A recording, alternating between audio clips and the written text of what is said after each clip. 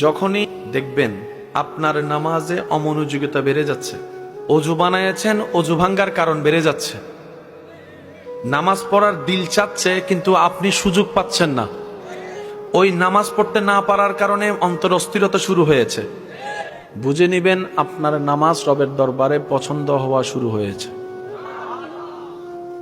শয়তান তখনই হামলা করে যখনই বান্দা রবের প্রিয় হওয়া শুরু করে। শয়তান আবু জাহেলকে ডিস্টার্ব করেই নাই, শয়তান ফেরাউনরে ডিস্টার্ব করেই নাই। শয়তানে বলে ফেরাউন এটা আমার সাথে বড় শয়তান। আমি ডিস্টার্ব করব কাদেরকে? যারা রবের দিকে যেতে চায়। সুবহানাল্লাহ। আমি ডিস্টার্ব করব, শয়তান ডিস্টার্ব করব আমি তাদেরকে যারা রবের নূর নিতে চায়। সেজন্য ইবাদতের মধ্যে যখনই দেখবেন বাঁধার শিকার হচ্ছেন, দিলের মধ্যে মুস্কি হাসি বলবেন লাইন ঠিক আছে। আর একটু জোরে বলেন। এবার বুঝতে পেরেছেন যারা হালাল টাকা কামায় তারা কেন কষ্টে থাকে, যারা দুই নাম্বারই করে তারা কেন ভালো থাকে? একটা অঙ্ক মিলান না, অঙ্ক মিলে বলেন না, ঠিক কিনা? যারা হালাল ইনকাম করে তাদের ঘরে অসুস্থতা বেশি, আর যারা হারাম ইনকাম করে কোনো কিচ্ছুই ধরে না। আছে না নাই? মনে রাখবেন এটা দুনিয়া, এটা জান্নাত নয়। মানুষের জন্য দুনিয়া সর্বশ্রেষ্ঠ, মুসলমান ইমানদারদের জন্য আখিরাতেই হচ্ছে সবচেয়ে দামি এবং সর্বশ্রেষ্ঠ। কখনো যদি দেখেন আপনার জীবন চলার পথে আপনি কারো উপকার করেছেন, বিনিময়ে আপনি কষ্ট পাচ্ছেন, অপবাদ পাচ্ছেন, বিভিন্ন বদনাম পাচ্ছেন, কিংবা কাঁটা পাচ্ছেন, ফুলটা সে নিয়ে গিয়েছে, বুঝবেন আপনার সে করাটা আল্লাহর কাছে কবুল হয়েছে। আল্লাহ কবুল করলেন, ওনার থেকে কষ্ট দিচ্ছেন কেন?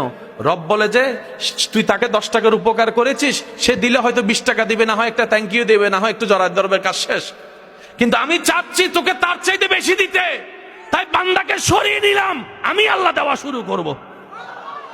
হাসরের ময়দানে রব্বুল আলামিন দুনিয়াতে যাদের দোয়া কবুল হয়নি কিন্তু ধৈর্য ধরেছেন রবের উপর সন্তুষ্টির সাথে, হাসরে তাদেরকে আল্লাহ এমন নিয়ামত দিবেন, যাদের দোয়া কবুল করেছেন তারা দেখে দেখে বলবে, ফেরেশতাদেরকে জিজ্ঞেস করবে ভাই ওনারা কারা?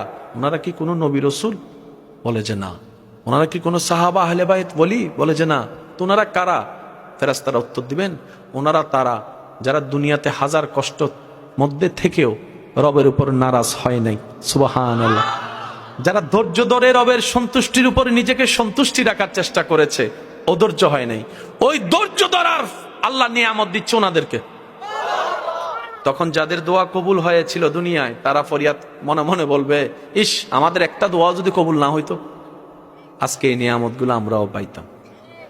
সেজন্য আল্লাহ যতদিন বাঁচায় রাখে আমরা সবাই আল্লাহর উপর ভরসা রেখে ঈমানের উপর অটল থেকে চলার থাকার চেষ্টা করব।